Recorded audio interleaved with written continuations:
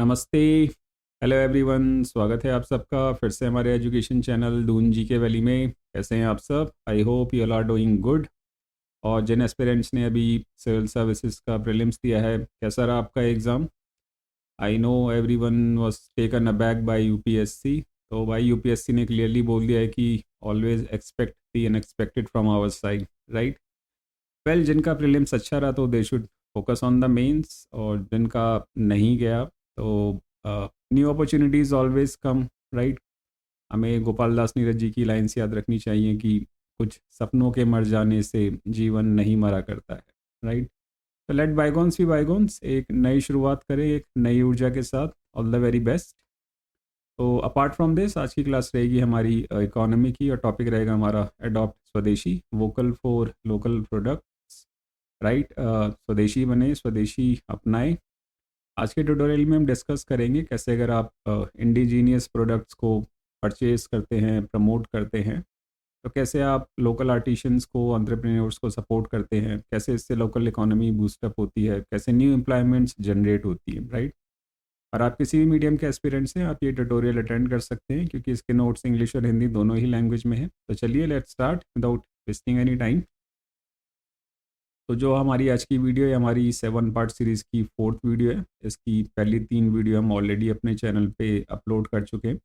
अगर आपने वो वीडियोस नहीं देखी हैं तो उनके लिंक्स हम डिस्क्रिप्शन बॉक्स में प्रोवाइड कर देंगे। You can go there and check out, आप वो वीडियोस देख सकते हैं। और अगर हम रेफरेंस की बात करें तो आप सब जानते हैं फ्यू डेज़ बैक जो हमारे प्राइम मिनिस्टर हैं नरेंद्र मोदी जी, उन्होंने कुछ अपील्स की थी हम इंडियन सिटीजन से। देवर टोटल 7 इन नंबर्स, जैसे घर से काम करें, जो विदेशी यात्रा है अनावश्यक विदेशी यात्राएं ना करें, avoid unnecessary gold purchases for next 1 year, ठीक है। अडॉप्ट स्वदेशी, वोकल फॉर लोकल को दोबारा एम्फेसाइज किया गया। प्रमोट नेचुरल फार्मिंग, राइट, ज़्यादा से ज़्यादा नेचुरल फर्टिलाइजर्स का यूज़ करें। आपके घर में जो खाना बनाने का तेल है उसके कंजप्शन को आप कम करें, right. And last one was reduce petrol and diesel usage, ठीक है, फॉर फ्यूल कंजर्वेशन। तो आप कह सकते हैं कि जो टोटल 7 अपील्स थी, मतलब पेट्रियोटिक अपील्स कह सकते हैं आप इनको। तो इनका ओवरऑल ऑब्जेक्टिव क्या है? Self reliant India, right. तो जो हमारी आज की वीडियो है वो है अडॉप्ट स्वदेशी के ऊपर, और बाकी 3 वीडियो भी हम जल्दी अपलोड कर देंगे अपने चैनल के ऊपर, राइट। और अगर हम कॉन्टेक्स्ट की बात करें, संदर्भ की, तो ये अपीलें किन चिंताओं के बीच सामने आई थी? जैसे जो क्रूड ऑयल प्राइजेज हैं they are rising, strait of Hormuz में टेंशन है, ठीक है, राइट ना, चोक पॉइंट है, अभी वेस्ट एशिया वॉर चल रहा है, यूएस इसराइल वर्सेस ईरान के बीच में, आप सब जानते हैं। इंडिया की इकोनॉमी के ऊपर एक इम्पोर्ट प्रेशर है, इम्पोर्ट ज़्यादा है, एक्सपोर्ट कम है, ट्रेड डेफिसिट है, प्लस फिर जो आपका डॉलर का एक्सचेंज रेट है वही बढ़ रहा है, अभी 96 टच हो गया था, ठीक है, राइट। तो हमें एक नीड है एक ऐसी रेजिलिएंट इकोनॉमी की कि जब भी ऐसे ग्लोबल क्राइसिस हों, ठीक है, राइट, जैसे पेंडेमिक हो गया, वॉर्स हो गए, या कोई ऐसा रीजन है जहाँ पे पॉलिटिकल इंस्टेबिलिटी है, जब सप्लाई चेन्स डिस्टर्ब हो जाती हैं, एक ऐसी रेजिलिएंट इकोनॉमी की कि जब भी ऐसे ग्लोबल क्राइसिस हो तो जो आपकी इकोनॉमी है वो विथ स्टैंड, रिकवर और अडेप्ट कर सके अगेंस्ट सच क्राइसिस, राइट। और आत्मनिर्भर बनने की और आत्मनिर्भर भारत बनाने की, ओके। तो ऐसा स्वदेशी मूवमेंट पहले भी हो चुका है कि जब इंडियन मेड गुड्स को प्रमोट किया गया था, इनकरेज किया गया था। ऐसा कब हुआ? अगर हम पास्ट की बात करें तो इट हैपेंड इन 1905, 1905 में ये चीज़ हुई थी। तब ब्रिटिशर्स ने बंगाल का पार्टीशन किया था 1905 के अंदर। तो ये मेजर नेशनलिस्ट मूवमेंट था, ठीक है, राइट ना, जो भारतीयों ने अंग्रेज़ों के खिलाफ छेड़ा था। तो उसमें भी एक ये जो मेजर अपील थी वो यही थी कि जब जो फॉरेन गुड्स वगैरह हैं, अब उनको हम मतलब टोटली बॉयकॉट करें, ठीक है, स्पेशली जो ब्रिटिश प्रोडक्ट्स हैं, राइट। और जो इंडियन इंडस्ट्रीज़ हैं, हैंडीक्राफ्ट्स हैं, उनको प्रमोट करें। नेशनल एजुकेशन को इनक्रेज किया गया कि नेशनल स्कूल्स कॉलेजेस को इस्टेब्लिश किया जाए, सपोर्ट किया जाए, एजुकेशन को प्रमोट किया जाए, ठीक है, राइट। और एक डेवलप किया जाए एक सेल्फ रिलायंस, मतलब आत्मनिर्भर की भावना, नेशनल यूनिटी की भावना, ओके। तो ये चीज़ पहले भी हो चुकी है कि जब ऐसे इंडियन मेड गुड्स को मतलब ऐसे इनकरेज किया गया था, राइट। हाँ, but that time the scenario was completely different, क्योंकि हम बिफोर इंडिपेंडेंस की बात कर रहे हैं। तो उस टाइम क्या हुआ करता था कि लोग मतलब प्रोसेशन निकाला करते थे, ऐसे मार्च किया करते थे और ओपनली जाके ना फॉरेन गुड्स को जला दिया करते थे। बट हमें ये चीज़ नहीं करनी है कि वोकल फॉर लोकल में ऐसा नहीं है कि आप फॉरेन गुड्स को ले जाके जला दो। इसका मतलब यही है कि आप फॉरेन गुड्स को अवॉइड करो जो इम्पोर्टेड गुड्स होते हैं, ठीक है, राइट ना, जो बाहर से आ रहे हैं, ओके। तो vocal for local simple language में अगर हम बात करें तो इसका मतलब होता है कि लोगों को इनकरेज करना टू बाय एंड प्रमोट जो आपके होममेड प्रोडक्ट्स हैं, ठीक है राइट ना, जो इंडिजीनियस प्रोडक्ट्स हो गए, इंडियन मेड प्रोडक्ट्स हैं आपके, सर्विसेज हैं, बिजनेसेस हैं, इनको बाय करना या प्रमोट करना, ठीक है। और रादर देन कि आप जो इम्पोर्ट गुड्स हैं उनको आप परचेज करें, राइट। तो इसका मतलब ये है कि आप ज़्यादा डिपेंडेंट ना रहें इम्पोर्ट के ऊपर। देखिए जब भी आप ऐसे इंडियन मेड प्रोडक्ट्स को बाय करते हैं तो इससे क्या होता है कि एक तो आपका जो पैसा है वो इकोनॉमी के अंदर ही रहेगा, राइट।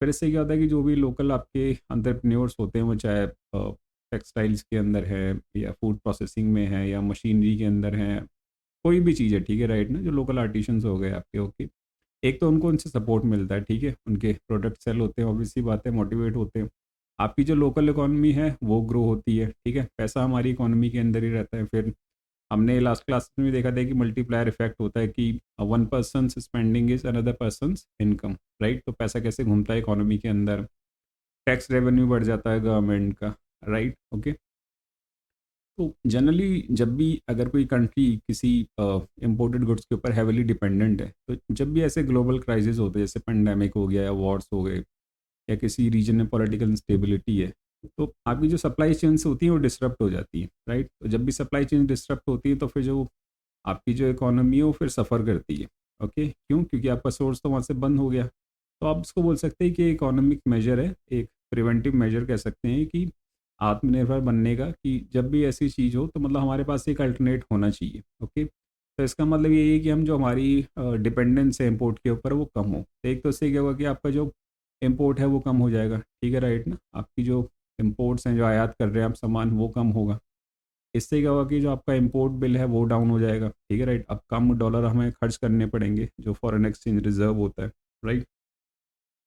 जब कम पैसे खर्च करने पड़ेंगे तो वो पैसा आपका बच जाएगा, पैनी सेव्ड इज़ पैनी अर्नड। तो उस फॉरेन एक्सचेंज को आप दूसरी जगह डाइवर्ट कर सकते हैं, आप अपने दूसरे बिल्स पे कर सकते हैं, अपना डेट पे कर सकते हैं आप, या जो आपके डोमेस्टिक सेक्टर्स हैं वहाँ पे आप उस फॉरेन एक्सचेंज को या पैसे को आप इन्वेस्ट कर सकते हैं, ठीक है। तो वहाँ पे फिर R&D होगा, ठीक है, रिसर्च एंड डेवलपमेंट होगी, इनोवेशंस होंगे, नए एम्प्लॉयमेंट्स जनरेट होंगे, राइट। तो मतलब हम कह सकते हैं कि एक डायरेक्ट और इनडायरेक्ट इफेक्ट्स के इनको, राइट। तो वोकल फॉर लोकल का मतलब यही है कि आपके जो होममेड प्रोडक्ट्स हैं आप उनको बाय करें, प्रमोट करें, ओके। आप इसको लिंक कर सकते हैं आत्मनिर्भर भारत से, सेल्फ रिलायंट इंडिया।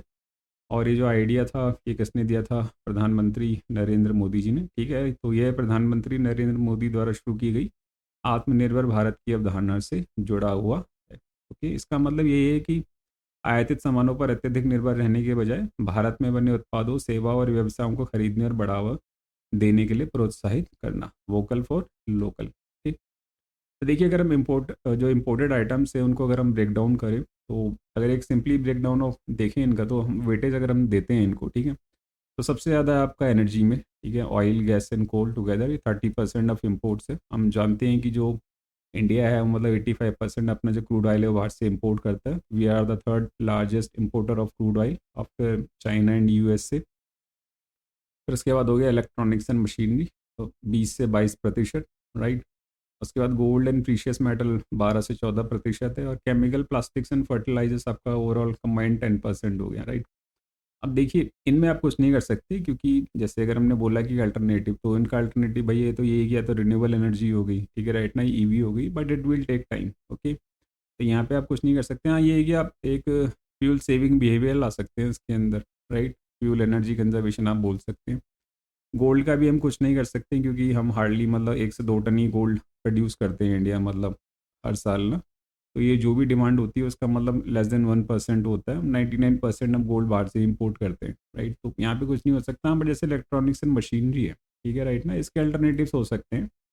आप इसको इंडिजीनियसली मैन्युफैक्चर कर सकते हैं, केमिकल्स है, प्लास्टिक्स है, फर्टिलाइजर्स हैं, ठीक है राइट ना, ये भी इंडिजीनियसली मैन्युफैक्चर हो सकते हैं।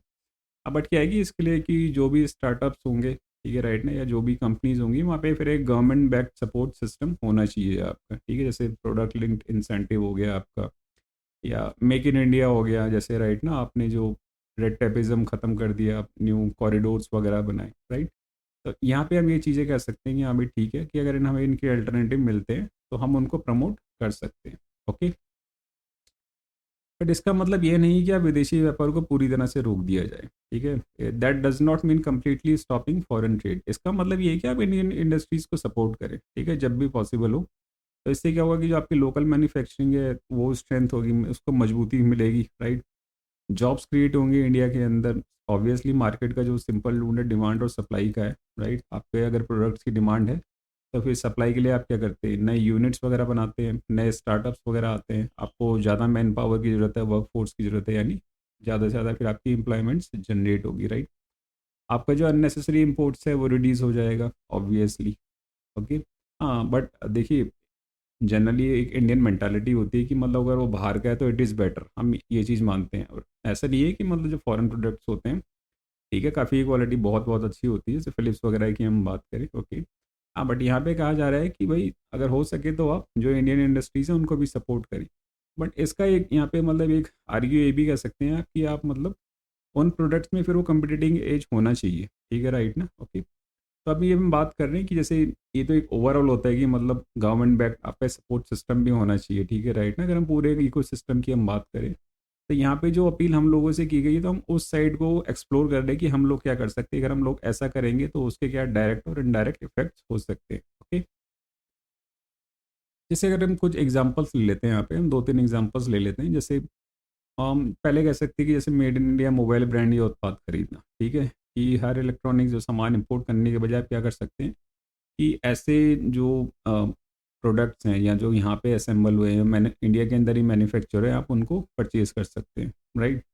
हम जैसे जानते हैं कि आजकल ग्लोबल वैल्यू चेन सिस्टम होता है कि हर कोई जो अपने प्रोडक्ट होते हैं अपनी कंट्री के बजाय बाहर देशों में वो भेज देते हैं, ठीक है। ऐसे आईपोल एप्पल का आईफोन हो गया, ठीक है, राइट ना, ओके, उसके पार्ट्स कहीं और बनते हैं, असेंबल कहीं होता है, ठीक है, फिर ग्लोबली वो सेल आउट हो जाता है, ओके, राइट। ये चीज़ है, तो आज के लिए कंपनीज करने करती हैं, ओके। तो हम क्या कर सकते हैं कि जैसे आप, हम यहाँ पे एग्जांपल की बात कर रहे हैं, I am not encouraging you और मैं किसी ब्रांड को प्रमोट कर रहा हूँ यहाँ पे, ठीक है, राइट ना, I am just giving an example. ये आप इसको एग्जांपल की तरह लीजिएगा।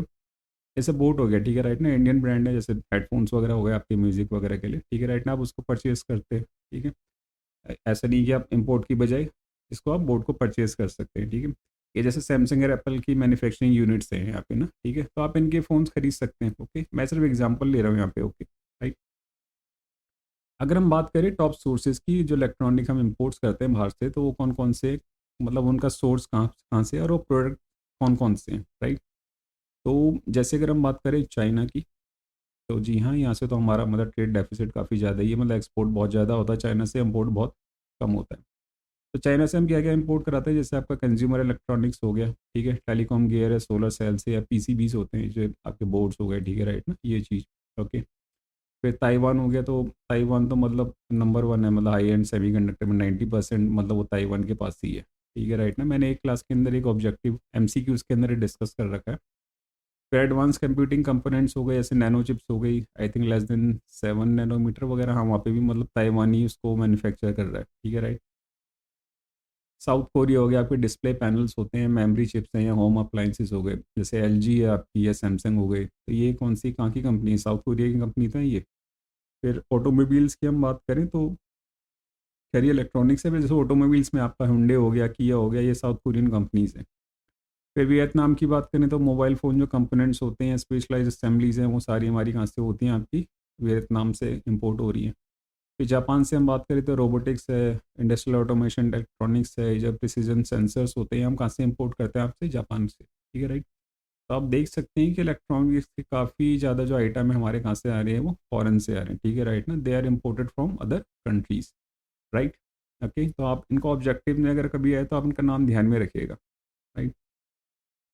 अगर आप वोकल फॉर लोकल को बढ़ावा देते हैं, ठीक है, राइट, आप इंडिजीनियस प्रोडक्ट्स को बाय करते हैं, प्रमोट करते हैं, तो उसके बेनिफिट्स क्या होंगे, तो नंबर वन, एक तो इससे इंडिया के अंदर जॉब्स क्रिएट होंगी, राइट, प्लस इंडिया एक मैन्युफैक्चरिंग हब बनेगा, जैसे मेक इन इंडिया के अंदर भी ये चीज़ बोली गई कि हम एक ग्लोबल मैन्युफैक्चरिंग हब बन रहा है, राइट। आत्मनिर्भर भारत का जो इनिशिएटिव है, ठीक है, वो स्ट्रेंथन होगा इससे, ठीक है, उसको और मजबूती मिलेगी। इंडिया का जो इलेक्ट्रॉनिक्स मैन्युफैक्चरिंग सेक्टर है, राइट ना, उसको बूस्टअप मिलेगा, ओके। देखिए, सिंपल सी चीज़ है, आपकी प्रोडक्ट की मार्केट में डिमांड है तो उसकी सप्लाई भी होगी, ठीक है। और आपका प्रोडक्ट कितना भी अच्छा, अगर मार्केट में उसकी डिमांड नहीं है तो मतलब it's good for nothing, right, ये चीज़ है। टैक्स रेवेन्यू बढ़ेगा, गवर्नमेंट को ज़्यादा टैक्स मिलेगा ऑब्वियसली। आपके जो इंपोर्ट हैं वो रिड्यूस हो जाएंगे, राइट। आपके जो फॉरेन एक्सचेंज रिजर्व्स है वो बढ़ जाएगा, बिल्कुल सही है। क्योंकि जब हमारे इंपोर्ट्स कम होंगे तो हमारा इंपोर्ट बिल भी कम हो जाएगा, तो जो हमारा पैसा बचेगा वो कहाँ बचेगा, आपका फॉरेन एक्सचेंज रिजर्व्स में। और अगर हम थोड़ा भी करते हैं तो बिलियन डॉलर्स की हम बात कर रहे हैं पे, ठीक है, राइट ना। मतलब यहाँ पे 1-2 मिलियन की बात नहीं है, बिलियंस में होता है। मतलब अगर हम, क्योंकि हम आप लगा लीजिए 140 CR प्लस है हमारी पॉपुलेशन, राइट। तो मतलब अगर हम कुछ परसेंटेज भी इसको रिड्यूस करेंगे तो इसका बहुत बड़ा इम्पैक्ट पड़ता है इकोनॉमी के ऊपर, राइट। सेकंड एग्जांपल आप कह सकते हैं कि it will support local farmers and MSMEs, जो आपकी माइक्रो स्मॉल और मीडियम इंटरप्राइजेज होती हैं, राइट। ठीक है, तो जैसे आप लोकल वेजिटेबल्स बाई कर सकते हैं, या खादी क्लोथ्स है, ये जो हैंडमेड प्रोडक्ट्स हैं, या लोकल डेयरी प्रोडक्ट्स हैं, राइट, ठीक है ना। आप उनको परचेज कर सकते हैं। जैसे मैंने अभी एक क्लास थी मेरी, इंडिया वर्सेस इंडिया और न्यूजीलैंड के बीच में जो ट्रेड एग्रीमेंट हुआ था, उसके ऊपर मैंने क्लास बना रखी है, ठीक है, राइट ना। तो जैसे जो न्यूजीलैंड की जो डेयरी प्रोडक्ट्स हैं बहुत हाईली कम्पिटिटिव है, उनके प्राइस ही बहुत कम है, ओके। तो अभी इंडिया में आने वाले हैं, राइट, ये चीज़ है। तो हम बात कर रहे हैं यहाँ पे जैसे लोकल फार्मर्स को सपोर्ट करने की, MSMEs को।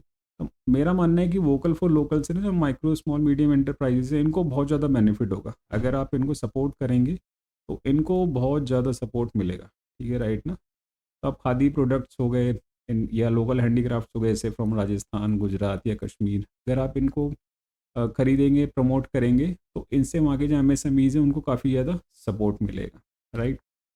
तो देखिए, अगर हम एक सिंपल एनालॉजी की बात करें फॉर द इंडियन इकोनॉमी, मतलब एक एग्जांपल जैसे हम बोल देते हैं इसको, ठीक है, राइट, बोलो।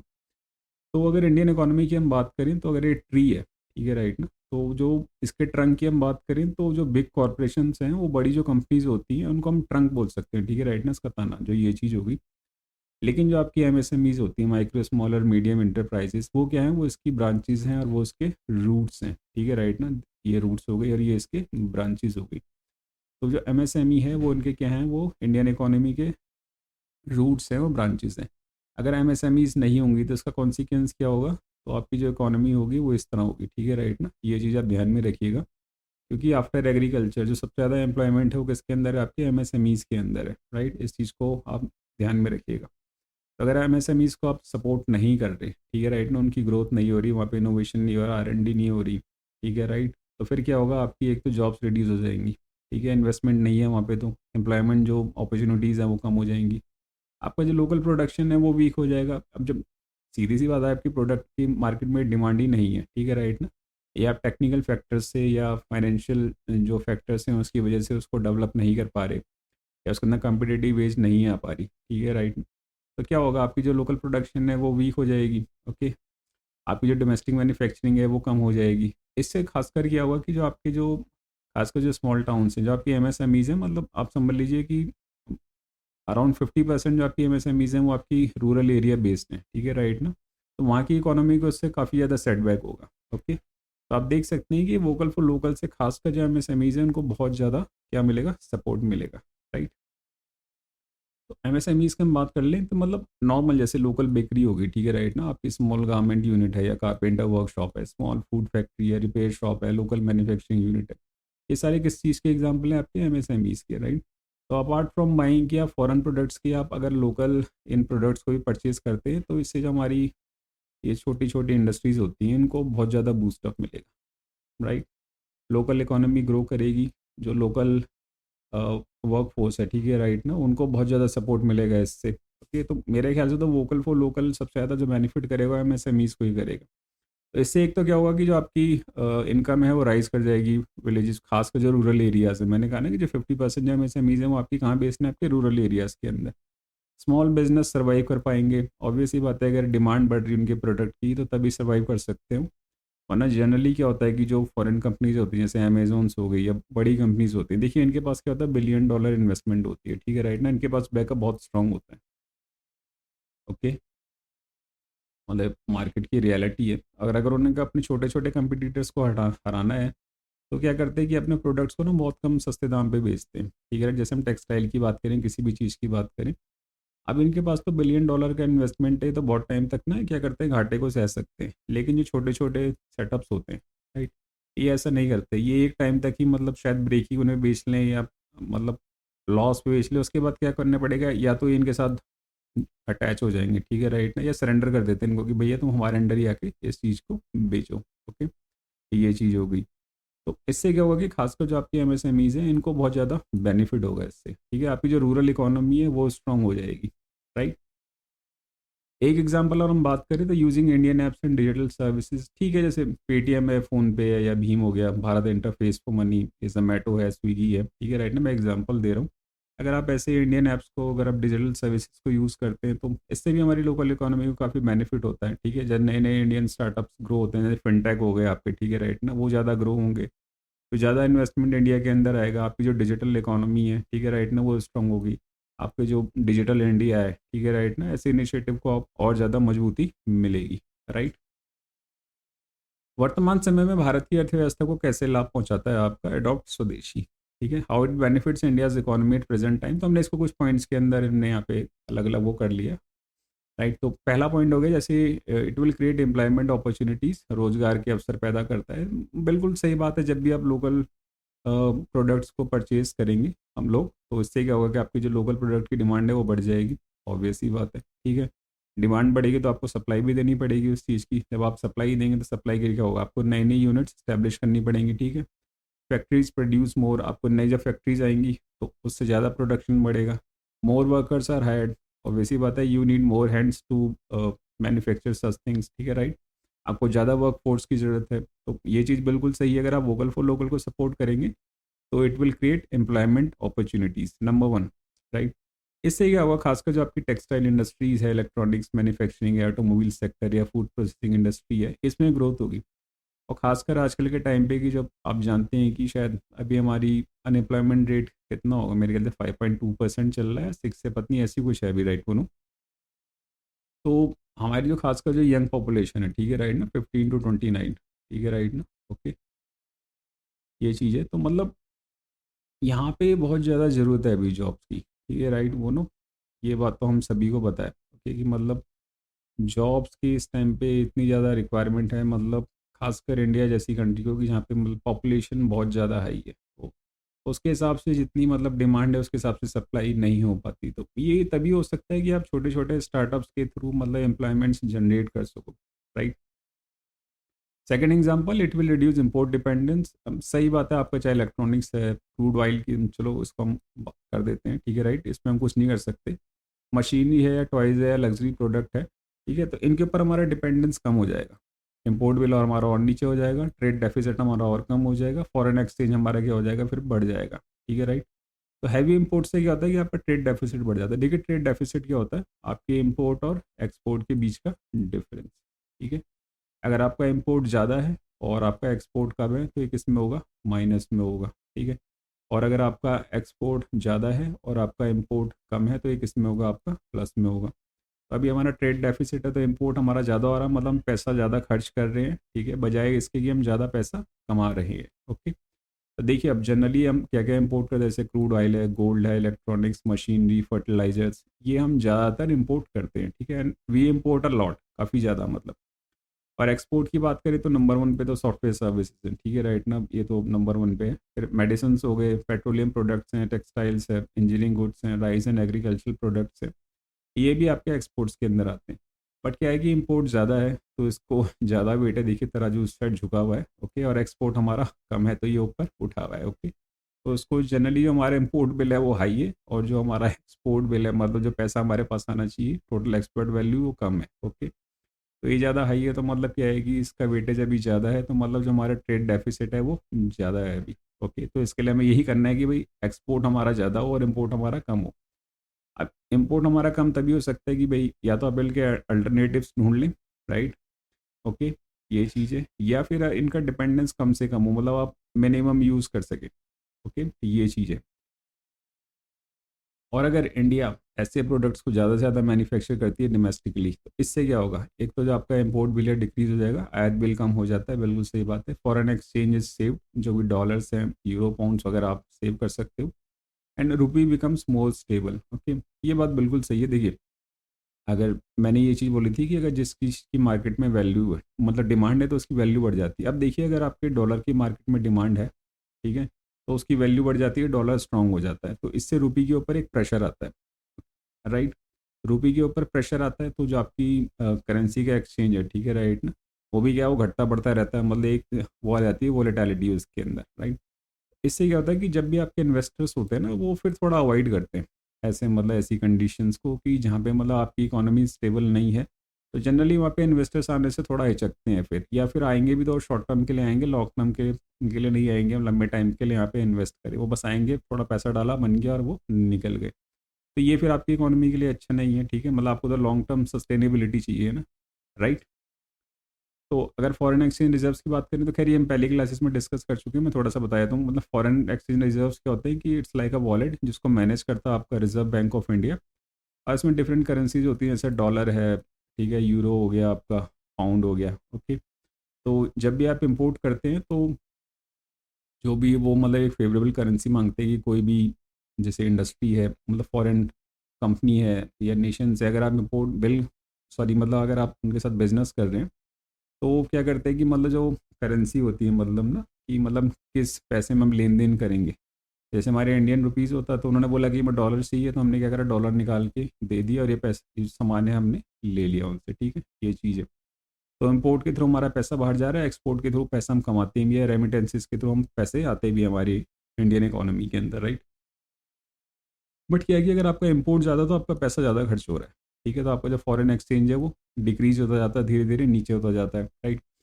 लेकिन अगर आपके इनके ऊपर डिपेंडेंस कम है, सपोज कीजिए कि आपका अभी जैसे 100 बिलियन यूएस डॉलर का मतलब क्या है, आप इंपोर्ट कर रहे हो, ठीक है। अगर आपने इनके अल्टरनेटिव्स ढूंढ लिए, ठीक है राइट ना, हमारे पास अल्टरनेटिव्स हैं और हमारे पास इंडिजीनियस प्रोडक्ट्स भी हैं, और हम इनके ऊपर डिपेंडेंस कम है, तो एक टाइम बाद क्या होगा कि जो आपका इंपोर्ट है वो कम हो जाएगा, ठीक है राइट ना। जैसे 80 बिलियन डॉलर हो गया वो, तो आपके 20 बिलियन यूएस डॉलर बच गए। तो फिर आप क्या कर सकते हैं, उन 20 बिलियन यूएस डॉलर्स को आप दूसरी जगह इन्वेस्ट कर सकते हैं, मतलब आप दूसरे बिल्स को कंपनशेट कर सकते हैं, राइट।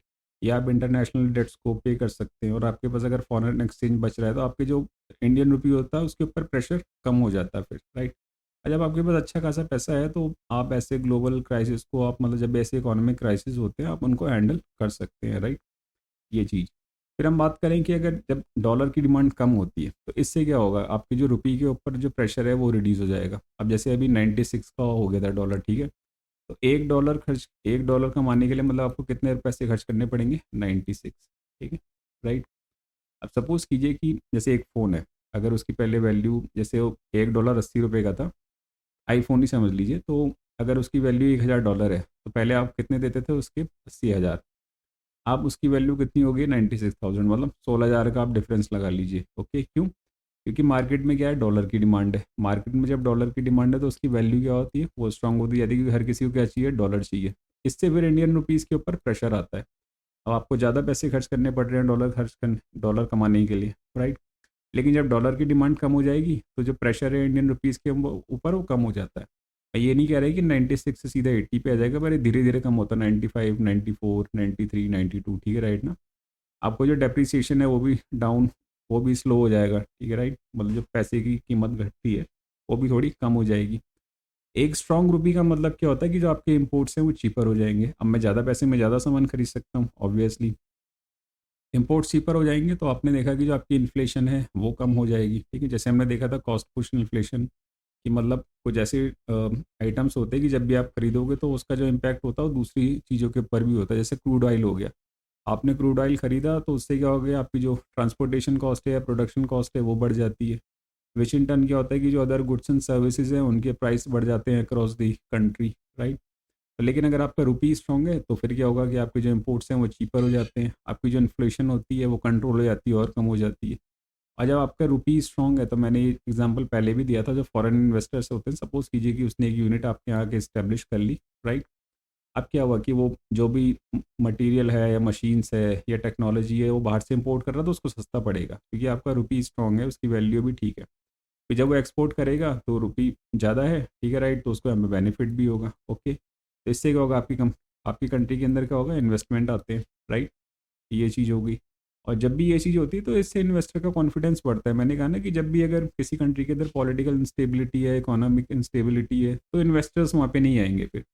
लेकिन इंडिया जैसी कंट्री होगी जहाँ पे पॉलिटिकल स्टेबिलिटी है, ठीक है राइट ना, रूपी भी वहाँ पे स्ट्रॉन्ग है, तो फिर जो इन्वेस्टर्स होते हैं लॉन्ग टर्म के लिए आते हैं। लॉन्ग टर्म के लिए जब भी पैसा इन्वेस्ट होगा तो जिस भी सेक्टर के अंदर वो इन्वेस्ट होता है, फिर वहाँ पे रिसर्च एंड डेवलपमेंट होगा, इनोवेशंस होते हैं, नई टेक्नोलॉजीज डेवलप होती हैं, ठीक है राइट। वो सेक्टर्स ग्रो करता है, वहाँ पे आपकी एम्प्लॉयमेंट्स जनरेट होती है, तो मतलब आपका बोल सकते हैं कि एक मल्टीपल इफेक्ट्स होते हैं उसके, राइट।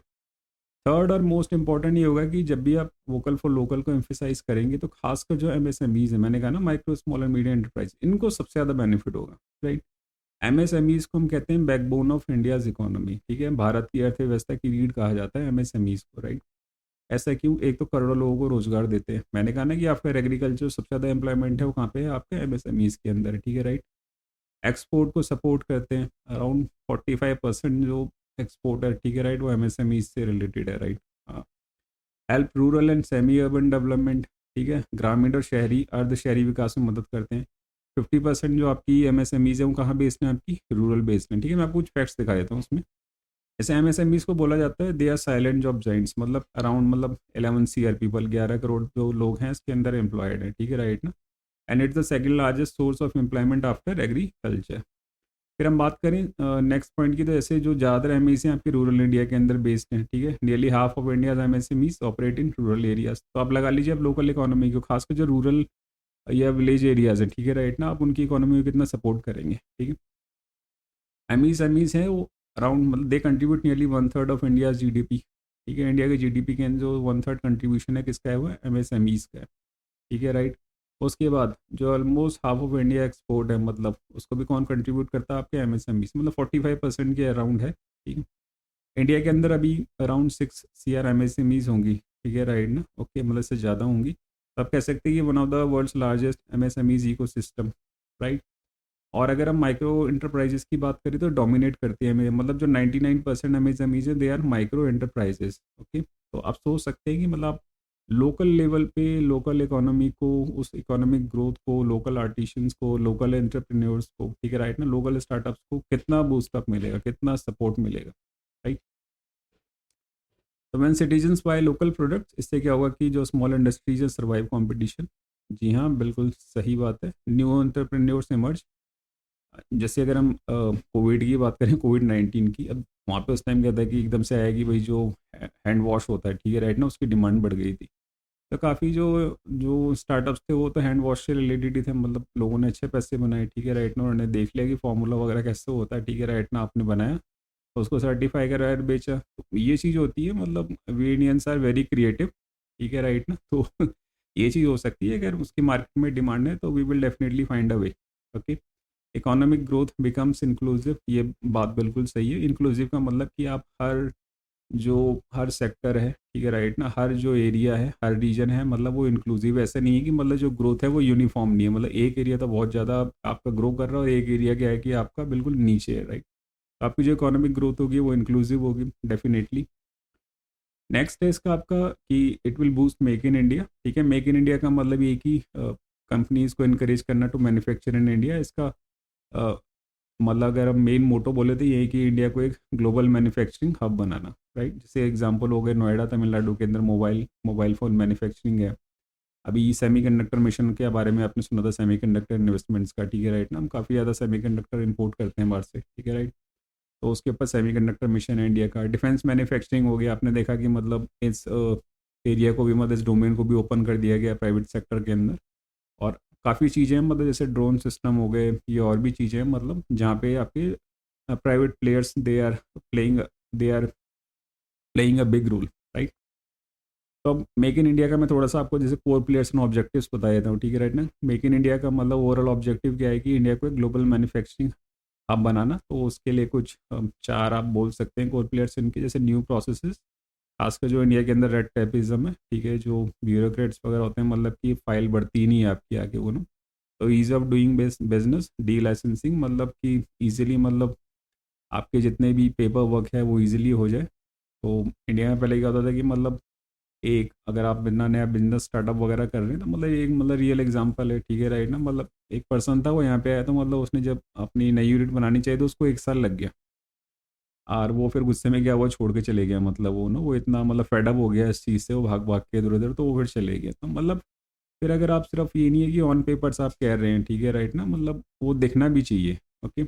न्यू इंफ्रास्ट्रक्चर डेवलप करना, ठीक है, जैसे इंडस्ट्रियल कॉरिडोर्स हो गए, स्मार्ट सिटीज़ हो गए, ठीक है राइट, न्यू इंफ्रास्ट्रक्चर्स बनाना, न्यू सेक्टर्स को, राइट, जैसे हमने बोला कि रिन्यूएबल एनर्जी है, डिफेंस है, एरोस्पेस है, यहाँ पे भी प्राइवेट प्लेयर्स आ गए हैं, ठीक है राइट ना।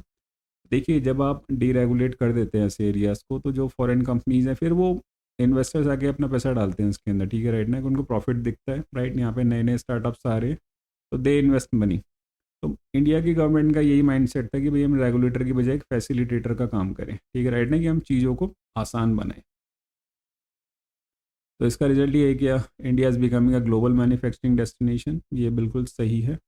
N alternative to China in supply chains, अभी तो मतलब सप्लाई चेन्स पे चाइना का कंट्रोल है, मतलब पूरा है ना, तो एक अल्टरनेटिव बन सकता है इंडिया, ठीक है राइट, ये चीज़ है हमारे पास, ये मतलब पोटेंशियल है हमारे पास, ओके। और ख़ासकर अब तो ये चीज़ हो गई है कि जब भी ऐसे ग्लोबल क्राइसिस होते हैं ना, तो मैंने ये चीज़ बहुत टाइम से बोली है आपसे कि मतलब आपके जो सोर्सेज हैं हमेशा ना वो मतलब क्या होने डाइवर्सिफाई होने चाहिए, राइट। ये अब बाकी जो कंट्रीज़ हैं उनको भी चीज़ समझ में आ गई है कि खासकर कि जब भी आपका एक सोर्स बंद हो जाए तो अब दूसरी जगह से चीज़ें आप क्या कर सकते हो, मंगा सकते हो, ठीक है राइट ना, कि मतलब एक सोर्स बंद हो गया तो आपने दूसरे सोर्स को एक्सप्लोर कर लिया, तो हमेशा आपके जो सोर्सेज हैं वो डाइवर्सिफाई होने चाहिए, राइट। नेक्स्ट पॉइंट हो गया आपका, it will improve national security and economic stability. हम बिल्कुल सही बात है, जैसे ग्लोबल क्राइसिस थे, कोविड-19 पैंडेमिक या वॉर्स या ये चीज़ें होती तो आपकी जो सप्लाई चेन है डिस्ट्रप्शंस हो जाती हैं, पहले ही बता चुका हूँ। और जब भी आपकी सप्लाई चेन डिस्ट्रप्शंस होंगी और आप अगर हैविली डिपेंडेंट हैं इम्पोर्ट के ऊपर, तो यू विल सफ़र शॉर्टेजेस, मतलब ठीक है आपकी इकोनॉमी सफ़र करती है उसके ऊपर, राइट। तो सेल्फ रिलायंस से क्या हुआ कि हम जो एसेंशियल मेडिसिन हैं वो प्रोड्यूस कर सकते हैं, मैन्युफैक्चरिंग, डिफेंस इक्विपमेंट, जैसे ऑपरेशन सिंदूर में देखा कि काफ़ी सारे जो वॉरफेयर थे, मतलब ठीक है, जो वहाँ पे इक्विपमेंट्स वगैरह यूज़ होते थे वो इंडियंस ही थे। Ensure food and energy security, ठीक है राइट, ये चीज़ मैंने पहले क्लासेस के अंदर बता दी है आपको।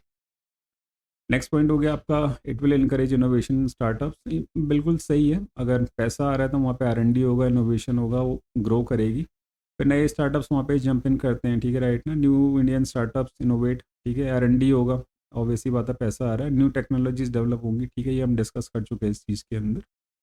ये तो उसके एग्जांपल्स आप देख सकते हैं, जैसे यूपीआई डिजिटल पेमेंट है, ठीक है, फिनटेक कंपनीज आ गई हैं इसके अंदर काफ़ी, इंडियन ड्रोन स्टार्टअप्स हो गए, ठीक है राइट, जैसे एग्जांपल गरुणा हो गया, ठीक है राइट, मेरे ख्याल से वो MS धोनी बैकअप ही है मेरे ख्याल से वो ना, ठीक है, ये चीज़ हो गई।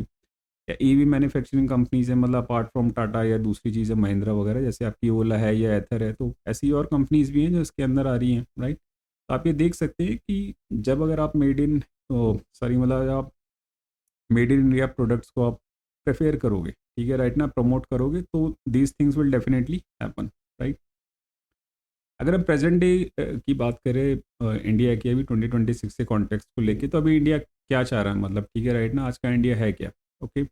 तो we are competing globally in manufacturing, ठीक है, एक आफ्टर ग्लोबलाइजेशन जो मार्केट है वो एक ग्लोबल मार्केट हो चुका है, इट्स ओपन टू एवरीवन, और आपके पास अगर वो कम्पिटिटिव एज है, राइट, तो आप अच्छा खासा बिजनेस कर सकते हो। वी आर एक्सपेंडिंग एक्सपोर्ट्स, ठीक है, बिल्कुल सही बात है, हम सेमीकंडक्टर ईवी इंडस्ट्रीज़ को प्रमोट कर रहे हैं, बिल्कुल, और ये एक दूसरे से रिलेटेड भी हैं, ठीक है राइट। ईवी इंडस्ट्रीज़ के अंदर जाके आपके सेंसर्स हो गए या चिप्स हो गए, तो वी नीड सेमीकंडक्टर, तो सेमीकंडक्टर मिशन है जैसे, ठीक है राइट ना, ओके, तो हाँ ठीक है, and trying to become a $5 trillion economy, ठीक है। तो अभी प्रेजेंट डे में इंडिया यही चाहता है कि हम मतलब ये हमारे सारे फोकस पॉइंट्स हैं इस चीज़ के अंदर, राइट। तो वोकल फॉर लोकल क्या हेल्प करेगा आपको, तो it will increase domestic production definitely, generating employment obvious, supporting economic growth, बिल्कुल सही, and it will improve India's global competitiveness, ठीक है, भारत की वैश्विक प्रतिस्पर्धात्मकता को बेहतर बनाना, राइट।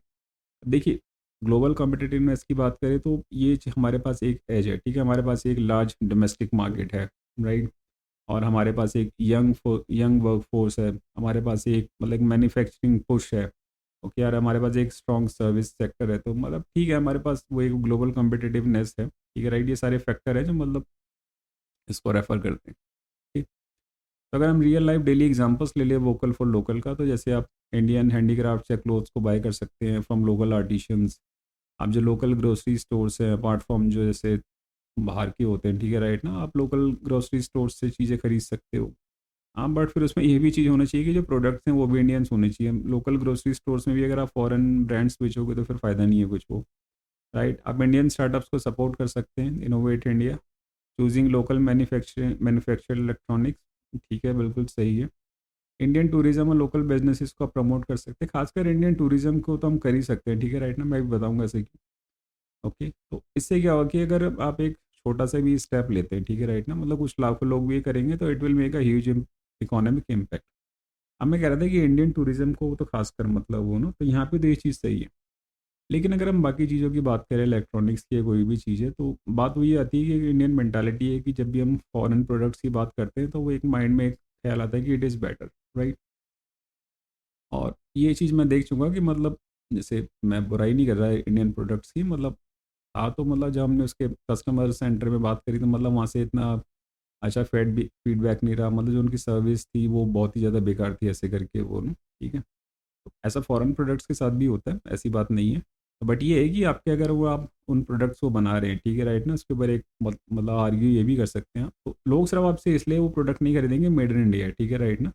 अगर लोग आपसे सिर्फ प्रोडक्ट इसलिए खरीद रहे हैं कि मेड इन इंडिया, तो you are taken for granted, तो फिर इसकी क्वालिटी कैसी भी होगी, ठीक है भाई, ये तो बिक नहीं है, ठीक है, राइट ना, क्योंकि इस पर मेड इन इंडिया लगा हुआ है। तो ऐसा नहीं है, ठीक है। जो इंडियन कंज्यूमर का माइंड है वो बहुत डिफरेंट है, राइट, वो सिर्फ एक चीज़ में नहीं जाता, ठीक है। आप एक पेट्रोटिक अपील करके उसको एक टाइम तक तो कर सकते हो, ठीक है, आप उसको अपने स्टोर पे बुला सकते हो, लेकिन हाँ भैया, आपके प्रोडक्ट के अंदर फिर वो चीज़ें होनी भी चाहिए कि जो बाकी प्रोडक्ट्स को मतलब ऐसा ना हो कि मतलब 20 ना हो तो कम से कम 19 भी ना हो, ठीक है, राइट ना, ये चीज़ ना हो कि मतलब बहुत ज़्यादा डिफरेंस ना हो उस चीज़ के अंदर, राइट। तो इसके लिए फिर एक प्रॉपर इकोसिस्टम चाहिए। यहाँ पे हम बात कर रहे हैं सिर्फ हमारी साइड की, अगर हम ऐसा करेंगे तो उससे क्या होगा, यहाँ पे हमने गवर्नमेंट के पार्ट को यहाँ पे मतलब अभी डिस्कस नहीं किया है कि इसमें गवर्नमेंट के वो उनके इनिशिएटिव्स के, जैसे मेक इन इंडिया हो गया, आत्मनिर्भर भारत है, या प्रोडक्ट लिंक इंसेंटिव्स हो गए, ठीक है, राइट ना। तो आपको टाइम टू टाइम फिर उनका वो भी देखना पड़ेगा कि इन सेक्टर्स में ग्रोथ कितनी हो रही है, क्या इसके लूप होल्स हैं, राइट। कितना आपने जो ऑब्जेक्टिव रखा था वो टोटली अभी मतलब कितना हमने उस ऑब्जेक्टिव को हमने फुलफिल कर लिया है, ठीक है? तो काफ़ी सारी चीज़ें तो अभी हमने यहाँ पे सिर्फ डिस्कस किया कि अगर हम लोग, ठीक है, राइट ना, एज एन इंडियन सिटीजन अगर हम ये चीज़ें करते हैं तो उससे क्या क्या बेनिफिट्स हो सकते हैं, ओके, राइट। तो हम कंक्लूजन की बात करें तो अडॉप्टिंग स्वदेशी और वोकल फॉर लोकल, तो एक तो इससे क्या होगी, जो इंडिया इकोनॉमी है वो स्ट्रेंथ हो जाएगी, ठीक है, राइट ना, उसको मजबूती मिलेगी। इट विल क्रिएट जॉब्स, और ये एंटरप्रेन्योरशिप को इनकरेज करेगी, ठीक है, राइट। नए नए स्टार्टअप्स आएंगे इस चीज़ के अंदर, जो हमारी डिपेंडेंस है इम्पोर्ट्स के ऊपर वो रिड्यूस हो जाएगी, राइट। और एक जो it will promote self reliance, ठीक है, आत्मनिर्भर, और एक नेशनल डेवलपमेंट, ओके, ये चीज़ हमने देखी थी।